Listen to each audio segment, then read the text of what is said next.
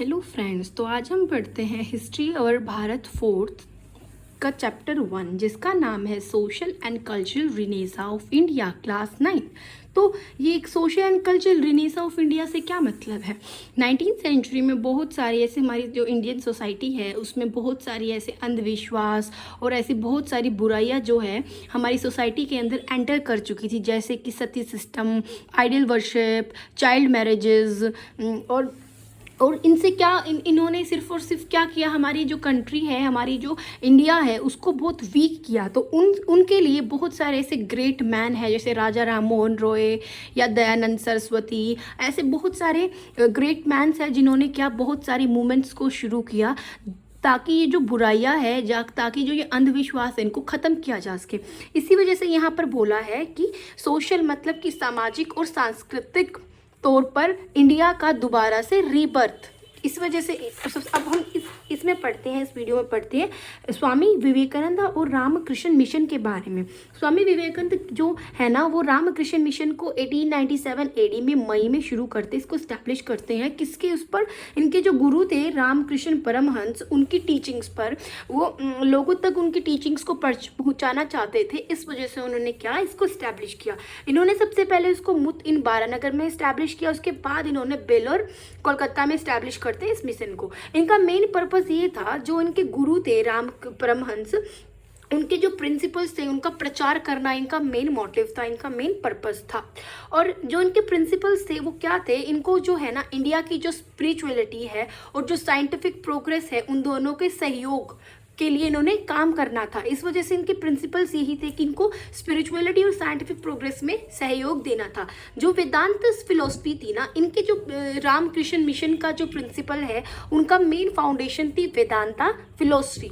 अब इनके अकॉर्डिंग जो गॉड है वो बोथ है कॉर्पोरल और फॉर्मलेस, मतलब कि इनके अकॉर्डिंग जो गॉड है वो क्या मृतक भी है, मतलब कि जैसे कि फॉर्मलेस भी है, फॉर्मलेस मतलब कि जो सिर्फ और सिर्फ फॉर्म है, और कॉर्पोरल भी है। अब can be felt in the form of various symbols में हम इनको फेल्ट कर सकते हैं, महसूस कर सकते हैं। ऑल रिलीजन्स जो है वो एक ही है। और ये जो मिशन है not only try to improve condition, Indian की कंडीशन को ही इन्होंने इम्प्रूव नहीं किया, इनके साथ इन्होंने बहुत सारे ऐसे मैसेजेस को भी स्प्रेड किया है। किसके messages? Vedanta of India to the western countries, India की वेदांता को दूसरी कंट्रीज में भी इन्होंने मैसेज को स्प्रेड किया है। तो हम सबसे पहले पढ़ते हैं Chicago parliament of religions. Swami Vivekananda जो है शिकागो में जाते हैं अमेरिका में 1893 एडी में, और वहां पर जाकर ये पार्लियामेंट है, यहाँ पर जाकर ये स्पीच देते हैं पार्लियामेंट में। कब देते हैं?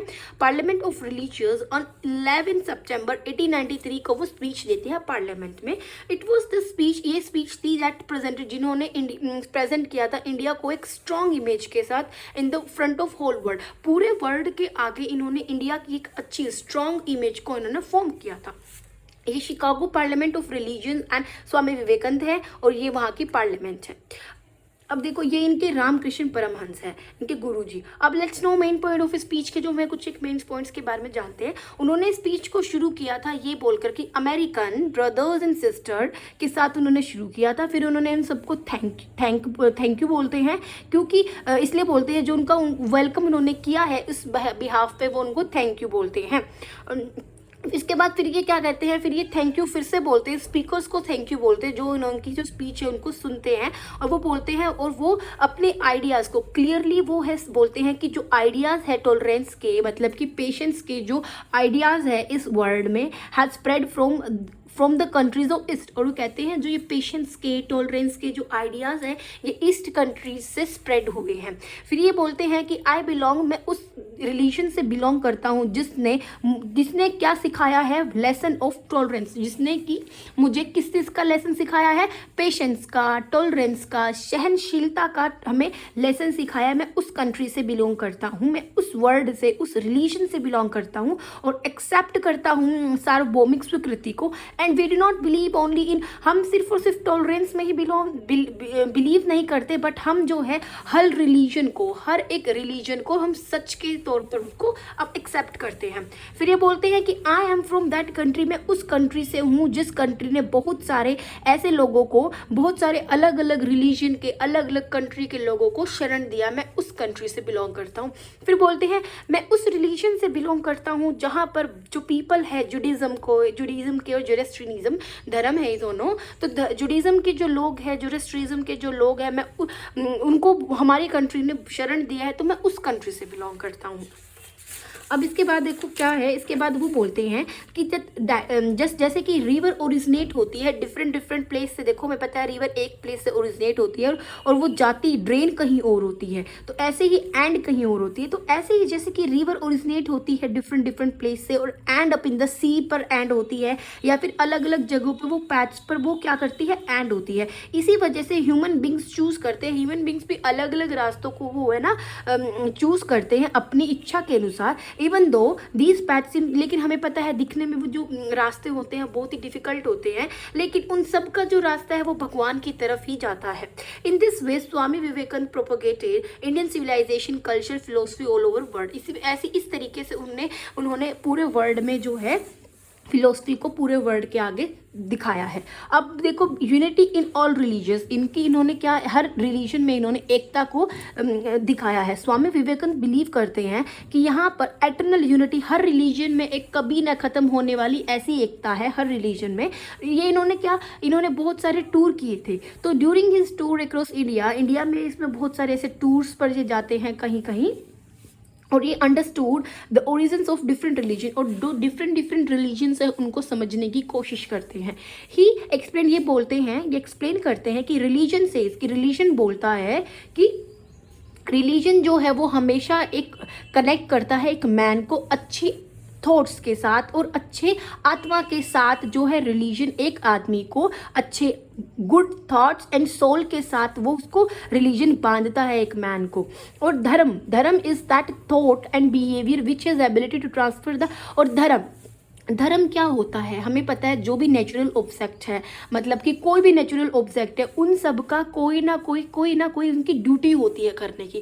अब मेरी क्या ड्यूटी है, मेरी ड्यूटी है पढ़ाने की, तुम्हारी क्या ड्यूटी है, तुम्हारी ड्यूटी है पढ़ने की। अब सन की क्या ड्यूटी है, सन की ड्यूटी है हीट करने की। तो कोई भी ऑब्जेक्ट देख लो, सबका कोई ना कोई ड्यूटी होती है, उसे धर्म बोलते हैं। मतलब अपने ड्यूटीज़ को रियलाइज करने को ही धर्म बोलते हैं। तो ये बोलते हैं कि जो धर्म है इज दैट थॉट, वो ऐसी थॉट है और ऐसा बिहेवियर है जिसके अंदर ऐसी एबिलिटी है कि एक ऐसा मनुष्य है जिसके अंदर जो एनिमल्स की एक्टिविटीज़ है, मतलब कि ऐसा मैन जो एनिमल्स की एक्टिविटीज़ को धारण करता है, उसको भी चेंज कर उसको ह्यूमैनिटी में, उस इंसान को मानवता में चेंज कर देता है, और फिर मानवता को वो एक डिवाइन दिव्य शक्ति में बदल देता है। तो ये बोलते हैं कि धर्म में इतनी ताकत होती है कि एक ऐसे व्यक्ति को जिसके अंदर एनिमल क्वालिटीज़ होती हैं उसको वो ह्यूमैनिटी में चेंज कर देती है, फिर ह्यूमैनिटी को डिवाइनिटी में।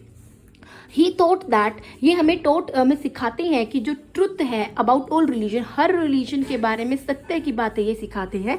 ही considered the service of man, इन्होंने जो है भगवान की मतलब मैन की सर्विस को, जो मैन सर्विस करते हैं उस सर्विस को इन्होंने भगवान की सर्विस बोला है। अब ये फोकस करते हैं एजुकेशन पे। इनके according Swami Vivekananda, education reveals the inner perfection of man, education जो है मैन के इनर परफेक्शन को रिवील करती है, और education develops the power existing in man, और एजुकेशन ही है जो मैन के अंदर पावर एग्जिस्ट करती है उसके बारे में बताती है मैन बाय बर्थ से, और teachers that all kind of knowledge originate होती है in the soul of man. और यही बोलते हैं कि जो एजुकेशन है, एजुकेशन की हेल्प से ही develop the power existing in man by birth, जो बर्थ से ही जो व्यक्ति पावर को एग्जिस्ट करता है उसके बारे में ये बताते हैं। एंड टीचर्स दैट ऑल, और पढ़ाते हैं लोगों को कि जो kind of knowledge is read in the soul of man, की जो नॉलेज होती है वो व्यक्ति की आत्मा में ही ओरिजिनेट होती है। स्वामी विवेकानंद फोकस करते हैं एजुकेशन के ऊपर बहुत फोकस करते हैं ये, जो कि बहुत ही इंपॉर्टेंट होती है सभी के लिए, यूनिवर्सल एंड कैरेक्टर बिल्ड, और कैरेक्टर को बिल्ड करने में बहुत ही इंपॉर्टेंट होती है एजुकेशन। अकॉर्डिंग टू स्वामी विवेकानंद के अकॉर्डिंग जो एम होता है एजुकेशन का शुड बी टू रिवील ये रिवील करता है इनर परफेक्शन ऑफ मैन। अभी ऊपर भी पढ़ा था, ये मैन को इनर परफेक्शन अंदर से बिल्कुल परफेक्ट बना देता है, टू डेवलप, ताकि वो क्या कर सके, फिजिकल परफेक्शन, फिजिकल तरीके से अच्छी तरीके से परफेक्ट हो सके और एक अच्छे करेक्टर को बिल्ड करे और अपनी लाइफ के स्ट्रगल्स को क्या करे, प्रिपेयर फॉर लाइफ के जो स्ट्रगल्स उसको सहन करने हैं उसके लिए अपने आप को प्रिपेयर करते हैं, और develop a sense of nationalism, और क्या एक राष्ट्रवाद की जो फीलिंग है उसको डेवलप करते हैं, create self reliance and self confidence, और अपने अंदर जो है आत्मसम्मान और आत्म जो है विश्वास की फीलिंग को वो जागृत करते हैं।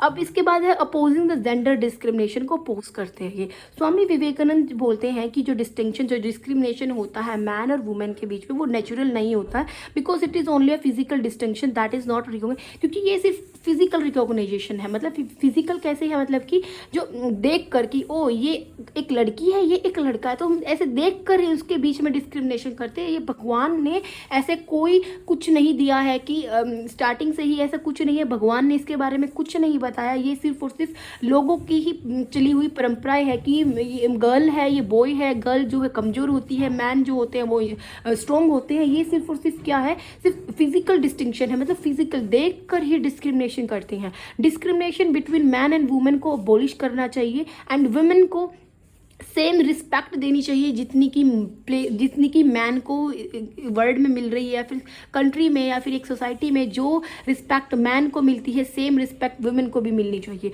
अकॉर्डिंग टू स्वामी विवेकानंद के अकॉर्डिंग जो वेलफेयर होता है वर्ल्ड का डिपेंड होता है, जो वर्ल्ड का वेलफेयर होता है वो वुमेन के ऊपर ही डेवलप होता है, वुमेन के ऊपर ही डिपेंड होता है। Unless the status of women in society is improve the welfare of the world is not possible. जब तक वुमेन की कंडीशंस को इम्प्रूव नहीं किया जा सकता, जब तक कोई भी वर्ल्ड जो है वो अच्छी तरीके से क्या प्रोग्रेस नहीं हो सकता। अब Swami Vivekananda and youth, Swami Vivekananda believe करते हैं दैट यूथ हैव इनफाइनाइट, कि यूथ के अंदर बहुत ज़्यादा एनर्जी होती है, कभी न ख़त्म होने वाली एनर्जी होती है, और यही एनर्जी को हमें एक अच्छे राइट डायरेक्शन में हमें क्या करना है, उसी एनर्जी को राइट डायरेक्शन पर लगानी है। और development of nation can be, तो डेवलपमेंट जो है नेशन का बिल्कुल ज़रूर होगा।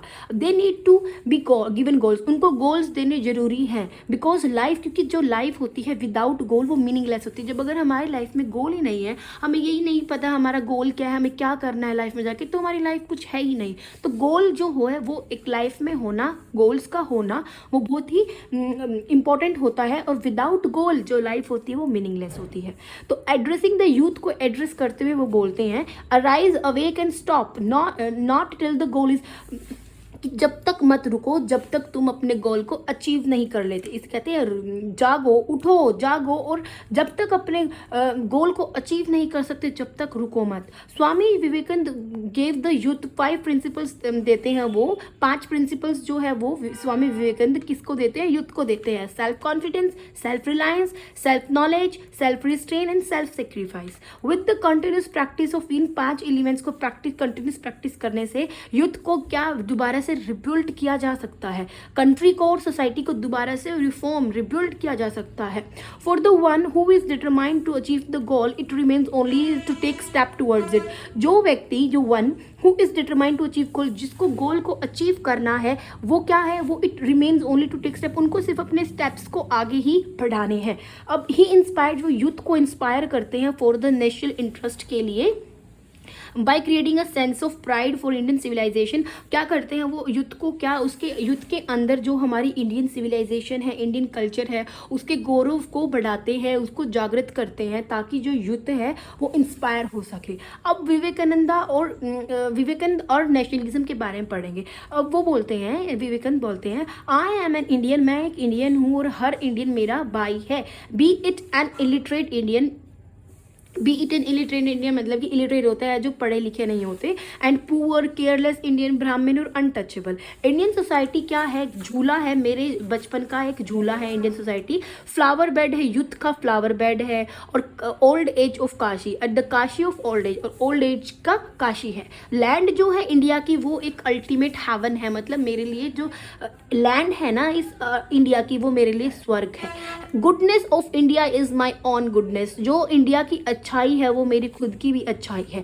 ऑल दीज वर द, ये सारे के सारे उनके कथन हैं स्वामी विवेकानंद के, who has been instrumenting in awakening the identity of Indians as a nation, और जिसने क्या किया है, उन्होंने क्या किया, इंडियंस को नेशन, जो नेशन है हमारा उसमें जो इंडियंस है उनको जागृत किया है इन सभी कथनों से। स्वामी विवेकानंद जो है पूरी तरीके से तल्लीन है नेशनलिज्म में, राष्ट्रवाद में, और स्पिरिचुअलिटी में, आध्यात्मिकता में, और मोरलिटी मतलब नैतिकता में। इन हिज शॉर्ट लाइफ में उन्होंने क्या एक एडवांस नेशन और प्रोग्रेस सोसाइटी की क्या किया, विजन किया है। Swami Vivekananda had an important contribution है उनका प्रॉपर अपलिफ्टमेंट ऑफ नेशनलिज्म में कॉलोनियल इंडिया में। He left his indelible mark on the youngsters के ऊपर वो अपनी छाप को छोड़ते हैं। स्वामी विवेकानंद और जो रामकृष्ण मिशन है उन्होंने एक अनफॉरगेटेबल कंट्रीब्यूशन दिया है नेशनल मूवमेंट को, जिसने कि क्या क्रिएट किया है, आत्मसम्मान और सेल्फ कॉन्फिडेंस को, आत्मसम्मान और आत्मविश्वास को इंडियंस के अंदर उन्होंने जागृत किया है। किन्होंने किया, स्वामी विवेकानंद ने और रामकृष्ण मिशन ने। अब हम पढ़ते हैं cultural nationality and Maharshi Arvind and doctor हेगडेकर। जब कल्चरल नेशनलिटी वो मैंने आपको पहले भी बताई थी क्या होती है, मतलब कि जहाँ पर जो कंट्री होती है या नेशन होता है वो ना कॉमन लैंग्वेज पर और शेयर्ड कल्चर मतलब एक साझा संस्कृति पर फोकस करती है, ना कि किसी एक रेस पर या एक एंसेस्ट्री पर, मतलब कि किसी एक सामान्य वंश या नस्ल पर फोकस ना करके पूरी नेशन किस पे फोकस करता है, कॉमन लैंग्वेज पर, एक साझा संस्कृति पर। इसको कल्चर नेशनलिटी बोलते हैं। और इंडिया जो है एक एंशिएंट कल्चर नेशन है। जो कल्चर है इंडिया का वो इसकी आत्मा है, इट्स सोल है, which is keeping the whole of, जो क्या करती है पूरी कंट्री को एक यूनाइट करती है, एकता के उसमें बांधे रखती है। अरविंद, महर्षि अरविंद एंड डॉक्टर केशव हेगडेकर जो है दो इंपॉर्टेंट एडवोकेट्स है कल्चरल नेशनलिज्म इन इंडिया में। पहले हम पढ़ते हैं अरविंद घोष के बारे में। अरविंद घोष जो है रिमेन इन पॉलिटिक्स 5 ईयर्स तक वो पॉलिटिक्स में रहते हैं, but during this period of time, इस पीरियड के टाइम में वो woke up the whole country को क्या करते हैं, जागृत करते हैं, एंड प्रिपेयर इट, और उसको फ्रीडम स्ट्रगल के लिए प्रिपेयर करते हैं। ही स्टार्टेड, वो नॉन कोऑपरेशन मैथड को स्टार्ट करते हैं, एंड ही फर्स्ट, और उसकी घोषणा करते हैं कि कंप्लीट इंडिपेंडेंस, हमें पूरी कंप्लीट तरीके से इंडिपेंडेंस चाहिए है ब्रिटिशर्स से, तो इस बात को वो घोषणा करते हैं। वो अटेंड करते हैं अहमदाबाद सेशन ऑफ कांग्रेस का 1902 एडी में। उसके बाद फिर मुंबई के सेशन को वो हेल्ड करते हैं 1904 में अटेंड करते हैं। फिर बनारस सेशन ऑफ 1905 को अटेंड करते हैं, और वो लाला लाजपत राय से बहुत ही ज़्यादा क्या हो जाते हैं, वो इन्फ्लुएंस होते हैं। प्रोग्राम ऑफ पैसिव रेजिस्टेंस जो विरोध किया है उस चीज़ से वो बिल्कुल ही उनसे बहुत ज़्यादा वो फोकस करते हैं। अब एक्टिवली पार्टिसिपेट करते हैं वो नेशनल मूवमेंट में। एंड इन 1905 में जो इंसिडेंट है बैंग मतलब पार्टीशन ऑफ जो बंगाल था, उन्होंने क्या किया है, एक लोगों के बीच में जो है एक बहुत ही अच्छा जागरूकता को उन्होंने फैलाया है। ही टूक an active part Kolkata session of 1906 के कोलकाता सेशन में वो एक्टिव पार्ट प्ले करते हैं, रोल को प्ले करते हैं, and played an important role in getting our swaraj proposal accepted. Swaraj proposal मतलब कि स्वराज सेल्फ रूल, वो चाहते हैं कि सेल्फ रूल और सेल्फ इंडिपेंडेंस मतलब हमें आज़ादी मिले, इस चीज़ पे फोकस करते हैं। और 1906 एडी में एज अ को एडिटर ऑफ वंदे मातरम के को एडिटर के तौर पर वो एक अभियान को शुरू करते हैं ताकि लोगों के अंदर स्वदेशी और स्वराज की जैसी चीज़ों को हम लोगों के अंदर प्रचार कर सके, कि मतलब कंट्री में जो है स्वदेशी मतलब अपने ही देश का सामान को यूज़ करो, और स्वराज मतलब आज़ादी जैसे चीज़ों को वो फैलाते हैं ताकि जो लोग हैं इकट्ठे हो और वो क्या करें, फिर हम सारी चीज़ों को हम अचीव कर सके। ही वॉज, फिर उसको 1908 में अरेस्ट कर लिया जाता है। 1910 एडी में वो पॉलिटिक्स से दूर चले जाते हैं, अपनी एक नई जिंदगी को वो पौंडीचेरी आश्रम में शुरू करते हैं। Now he was moved ahead, अब वो आगे बढ़ चुके हैं कौन से पैथ पे, स्पिरिचुअलिटी के पैथ पे। अरविंद घोष जो है पौंडीचेरी में 5 दिसंबर 1950 एडी में मर जाते हैं, उनकी मृत्यु हो जाती है। अरविंद बिलीव करते हैं कि जो इंडिविजुअल लिबर्टी है वो बहुत ही इंपॉर्टेंट है किसी भी नेशन की डेवलपमेंट के लिए, मतलब कि जो इंडिविजुअल है उसकी आज़ादी, इंडिविजुअल लिबर्टी मतलब एक अकेले व्यक्ति की जो आज़ादी है वो बहुत इंपॉर्टेंट है नेशनल डेवलपमेंट के लिए। वो ऑल्सो बिलीव करते हैं कि यहाँ पर 3 टाइप की फ्रीडम है। पहला है नेशनल फ्रीडम, नेशनल फ्रीडम मतलब कि कंट्री को फॉरेन कंट्रोल से आज़ाद कराना। इंटरनल फ्रीडम मतलब कि जो एक क्लास है, एक ग्रुप है, उससे फ्रीडम दिलाना। और इंडिविजुअल लिबर्टी मतलब किसी लिबर्टी किससे दिलाना, आज़ादी किससे दिलाना, फ्रीडम उस व्यक्ति से, इंडिविजुअल से, सोसाइटी या गवर्नमेंट से फ्रीडम दिलवाना। तो 3 टाइप की यहाँ पर फ्रीडम थी। One is national and second is internal freedom and the third one is individual liberty. अब इसके मेन कंपोजिशंस जो इन्होंने कुछ मेन जो कंपोज किया है, इन्होंने जो चीज़ें लिखी है वो दिव्य जीवन, माता, केन एंड अनन्या, अन्याना उपनिषद, सावित्री, वेद रहस्य, ईशोपनिषद, योग समन्वय, गीता प्रबंध, भारतीय संस्कृत के आधार, ये उन्होंने कुछ मेन जो है बुक्स वगैरह लिखी है। अब देखो ये सपोर्टर है passive resistance and advocate of Swaraj, Swaraj के ये एडवोकेट है, सपोर्टर है ये, पैसिव रेजिस्टेंस जो विरोध चल रहा है उसके सपोर्टर है ये। अब अरविंद घोष जो है वो एक विचारक है नेशनलिस्ट के, फुल ऑफ नेशनलिज्म, अंदर से बिल्कुल राष्ट्रवादी है ये, और एक स्ट्रॉन्ग सपोर्टर है इंडिया की इंडिपेंडेंस के लिए, बहुत ज़्यादा वो सपोर्ट करते हैं। ही डिडेंट लाइक द, लेकिन जो मॉडरेट्स थे ना, मॉडरेट्स होते हैं नरमपंथी जो काम रहते हैं इंसान, उन्होंने क्या किया, उन्होंने ब्रिटिशर्स को अच्छी तरीके से लॉयल्टी दिखाई, मतलब ब्रिटिशर्स से बिल्कुल लॉयल तरीके से रहे। इस चीज़ को उनको अच्छा नहीं लगा और in passive resistance he included the propagation of स्वदेशी एंड बॉयकॉट। तो इन्होंने किस चीज़, इन्होंने क्या किया, इन्होंने स्वदेशी पर तो इन्होंने प्रोपोगेट किया, मतलब फोकस किया। बॉयकॉट जो फॉरेन गुड्स था उनको बॉयकॉट किया, उनको अगेंस्ट रहे, ये उनको अपोज किया इन्होंने। और क्या, नेशनल एजुकेशन को स्प्रेड किया और इस्टेब्लिशमेंट ऑफ एजुकेशन इंस्टीट्यूशंस को इस्टेब्लिश किया इन्होंने। और बॉयकॉट ऑफ गवर्नमेंट कोर्ट्स और non cooperation of government by people, और इन्होंने जो गवर्नमेंट के कोर्ट्स थे उनका बॉयकॉट किया, और इसके साथ non cooperation of government by the people, और जो पीपल जो है लोगों के साथ जो अत्याचार कर रही थी, इस वजह से लोग क्या थे, इनके साथ कोऑपरेट नहीं कर रहे थे एटसेट्रा। अरविंद घोष ये बिलीव करते थे कि जो फर्स्ट गोल होता है किसी भी इंडियन का वो होता है सेल्फ राज, मतलब आज़ादी, सेल्फ रूल को अटेन करना। सो सोशल रिफॉर्म्स, सोसाइटी में ऐसे चेंजेस और मॉरल अपलिफ्टमेंट को पॉसिबल है, सिर्फ इन्हीं की वजह से जो है स्वराज को हम प्राप्त कर सकते हैं, हम अटेन कर सकते हैं। In order to achieve swaraj को अटेन करने के लिए, हमें अचीव करने के लिए, इंस्टेड ऑफ हेटर टुवर्ड्स वो अदर, हमें क्या, एक ऐसे नहीं होता है हम आपस में नफरत करते हैं, तो ये कहते हैं आपस में नफरत करने की बजाय लॉयल्टी, डेडिकेशन, हमें अपनी नेशन की तरफ डेडिकेशन, ये सारी चीज़ों को करना जरूरी है जिससे कि हम स्वराज को अटेन कर सकते हैं। अब ये बोलते हैं support of 3 types of right, ये 3 टाइप की राइट्स को सपोर्ट करते हैं। अरविंद घोष जो है सपोर्ट करते हैं 3 टाइप्स ऑफ राइट्स को। पहली राइट्स है right of press and expression, मतलब कि कोई भी व्यक्ति कुछ भी एक्सप्रेस कर सकता है, उसके पास राइट है। तो फर्स्ट राइट इनका ये है कि every person should have the right to expression because it is necessary to express an idea before it take shape. तो ये कहते हैं कि हर व्यक्ति की अपनी आज़ादी होती है अपनी चीज़ों को एक्सप्रेस करने की। Thought also plays in, thoughts जो होती है वो भी एक इंपॉर्टेंट रोल प्ले करती है रनिंग, किसी भी इंस्टीट्यूशन को रन करने के लिए, एडमिनिस्ट्रेशन को, गवर्नमेंट को रन करने के लिए थॉट्स भी बहुत इंपॉर्टेंट मेजर रोल प्ले करती है। सेकेंड था इनका जो राइट है कि कैसी राइट है, hold public meetings, public meetings जो पब्लिक मीटिंग्स करती है ना, उनका भी राइट है अपनी मीटिंग्स को होल्ड करने के लिए। थर्ड है टू फॉर्म, किसी भी ऑर्गेनाइजेशन को फॉर्म करने का राइट। ये बिलीव करते हैं कि जो ये राइट्स है ये बहुत इंपॉर्टेंट है किसी भी नेशन के लिए, जो भी इंडिपेंडेंट बनाने के लिए नेशन को। तो 3 राइट्स थी, पहली तो थी right of press and expression, second थी जो है right to hold public meetings and third थी राइट टू फॉर्म ऑर्गेनाइजेशन। अब सी है cultural nationalism of Aurobindo Ghosh.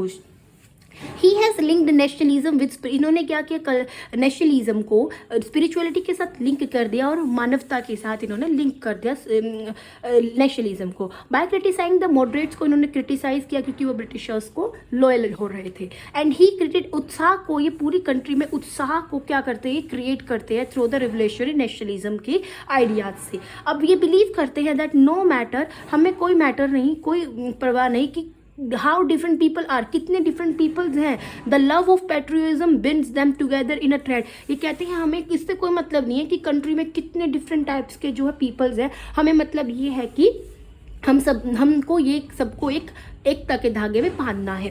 They say that, वो बोलते हैं nationality is the divinity unity of the nation, की जो नेशनलिटी है वो ही एक एकता है इस नेशन की। इसके जो थॉट्स है, नेशनल थॉट्स है, वो उसके आर्टिकल वंदे मातरम में फाउंड दिखाई पड़ते हैं, हम देख सकते हैं, ढूंढ सकते हैं। नेशनलिटी इज रिस्पेक्ट, नेशनलिटी जो है वो रिस्पेक्ट है नेशन के लिए, प्राइड इन नेशन के लिए गर्व की बात है, pride in the superiority of nation, और नेशन में सबसे ऊपर जो चीज़ है वो है प्राइड, गर्व की बात है, गौरव की बात है। नेशनलिटी जो है वो फाउंडेशन है ह्यूमन के एग्जिस्टेंस की। Nationality itself is the highest value beyond which personal values, देखो हमारी पर्सनल वैल्यू से भी सबसे ज़्यादा बढ़कर चीज़ हमारे लिए नेशनलिटी है। तो नेशनलिटी जो है हाईएस्ट वैल्यू है हमारे लिए, बियॉन्ड विच पर्सनल वैल्यूज भी हमारे लिए इतनी इंपॉर्टेंट नहीं है जितनी इंपॉर्टेंट नेशनलिटी है। If we evaluate nationalism in terms of ideology, it is in ideology to the nation devoted to the, तो ये कहते हैं कि अगर हम इवेलुएट करते हैं नेशनलिज्म को आइडियोलॉजी के तौर पर, तो जो आइडियोलॉजी है, जो नेशनलिज्म है, वो क्या है, हमारी नेशनलिज्म हम नेशन को समर्पित करते हैं, नेशन के लिए समर्पित करते हैं हम अपनी आइडियोलॉजीज़ को। महर्षि अरविंद जो है वो ग्रेट नेशनल थिंकर है, फिलोसफर है, अवेकन इंडिया की जो स्पिरिचुअल कॉन्शियसनेस से वो लोगों को जागृत करते हैं, मतलब कि इन्होंने एक बहुत ही ग्रेट नेशनल थिंकर है, फिलोसफर है, लोगों को जागृत किया इन्होंने। ये बिलीव करते हैं जो इंडिया की फ्रीडम स्ट्रगल है वो एक एक्सप्रेशन है, एक स्टेटमेंट है ऑफ द इंडियन सोल की। जो इंडियन स्ट्रगल मूवमेंट है ये एक स्टेटमेंट है इंडियन की जो सोल है, आत्माओं की।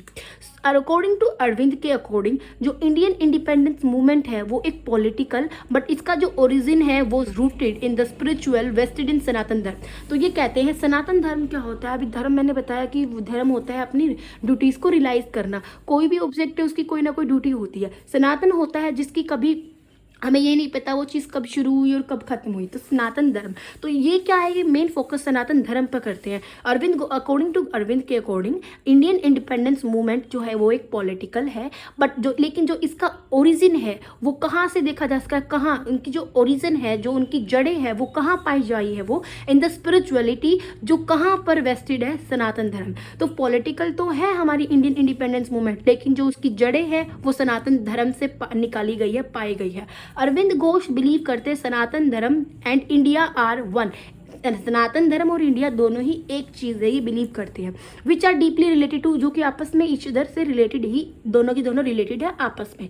सनातन Dharma created the force which made India dynamic, और सनातन धर्म ने ऐसे फोर्स को क्रिएट किया है जिसने इंडिया को गतिशील बना दिया है। इनकी स्पीच में ये बोलते हैं I now say that Indian nationalism जो है सनातन धर्म है।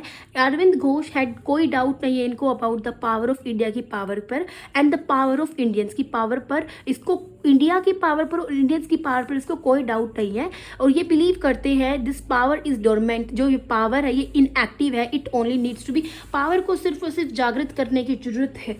अब देखो हम डॉक्टर केशव बलीराम हेगडेवार के बारे में जानते हैं। डॉक्टर केशव हेगडेवार जो एक पैट्रियोट है, देशभक्त है, हु वॉज फुल ऑफ, जो कि अंदर से बिल्कुल ही रिवोल्यूशनरी आइडियाज से भरे पड़े हैं बचपन से ही। वंस व्हेन ही, जब ये स्टडी कर रहे थे स्कूल में, तो यहाँ पर इनके ना स्कूल में एक ब्रिटिश इंस्पेक्टर आते हैं, तो ये क्या करते हैं उस ब्रिटिश इंस्पेक्टर को गाने गाकर उसका वेलकम करते हैं। ब्रिटिशर्स जो थे, ब्रिटिश इंस्पेक्टर तो जो था वो बहुत गुस्सा हो जाता है, इसको स्कूल से निकाल देते हैं। और ये अपनी मेडिकल स्टडीज़ को कंप्लीट करते हैं कोलकाता से। कोलकाता में कहाँ, इसके केशव जो है कहाँ पर रहते हैं, हाउस ऑफ श्याम सुंदर चक्रवर्ती, केशव ना श्याम सुंदर चक्रवर्ती के घर पर रहते। ये कौन था, इसका जो बड़ा भाई था ना महादेव, उसका फ्रेंड था श्याम सुंदर चक्रवर्ती, तो उनके घर पर रहकर इन्होंने अपनी मेडिकल की स्टडीज़ को कंप्लीट किया था। अब सेम ही एट द एंड उसी सेम टाइम पर ही interacted with the revolutionaries of Bengal के जो क्रांतिकारी थे उनसे मिलते हैं ये, and was associated with revolutionary organisation, और ये क्या है अपने आप को अनुशूलन युगंतर जैसी ऑर्गेनाइजेशन से जोड़कर रखते हैं। इन view of his extraordinary ability he was, ये पहले first made an ordinary member, इनको अनुशूलन समिति का पहला मतलब कि वहाँ पर इनको फर्स्ट मेड ऑर्डिनरी मेंबर बनाया गया था अनुशूलन समिति का, किसको, केशव बलीराम हेगडेवार को। आफ्टर दैट, इसके बाद When he met the test of efficiency, he was also made an intimate member. फिर इसके बाद इसको इंटीमेट मेंबर भी बना दिया गया कमेटी का. इस इन this way while studying medicine को पढ़ते पढ़ते ही लर्न अबाउट हर एक एक्टिविटीज़ को, उन्होंने रिवोल्यूशनरीज की एक्टिविटीज़ को जानना शुरू कर दिया मेडिकल की स्टडीज़ को पढ़ते पढ़ते. जैसे मेडिकल कर रहे थे ये वाइल स्टडिंग मेडिसिन, इसके बाद ये क्या, इन्होंने जो एक्टिविटीज़ थी रिवोल्यूशनरीज की एक्टिविटीज़ को भी इन्होंने सीखना शुरू कर दिया. And organization system and return to, और फिर ये नागपुर में वापस चले जाते हैं फ्रॉम कलकत्ता. आज इस वीडियो में आज के लिए इतना ही. चैनल को सब्सक्राइब करना ना भूलें, वीडियो को लाइक और शेयर जरूर करें. Thank you.